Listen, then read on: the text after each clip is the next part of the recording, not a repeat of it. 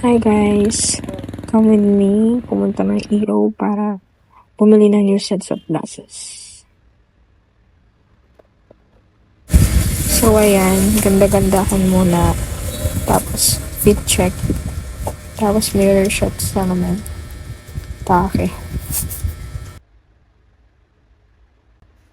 At ayun na nga guys, nasa PO na tayo. Ayun guys, may dalawang pinagpipilian which is yan. And itong silver. Yes. By the way guys, 40% off pala ngayon sa EO. Nag-start siya last July and hanggang ngayon na lang siyang August. Kaya habang na kayo.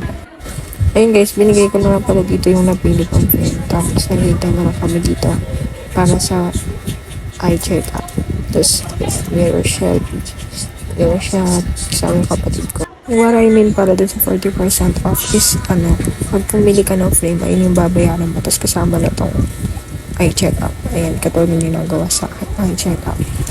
Tapos guys, discounted na rin yung anti-red nila which is 199 pesos na lang kapag nagpalagay ka sa salamin.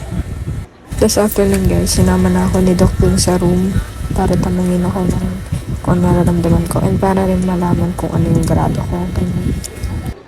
Tapos ayun guys, pagtapos nun nagbayad na ako. Tapos sinabihan ako ni Doc na bumalik ako since yung nagagawa ng frame ay hanggang alas 8 lang. Inabutan kami ng 9. So late na, kaya ayun, babalik na lang ako. Yes, ayan, bumalik na nga ako guys, na fit check lang. Tapos ayun, kuha ko na yung salamin ko, which is, yan, silver. I think bagay siya kapag nagkulay na ako ng black na hair, kaya yung silver yung pinili ko.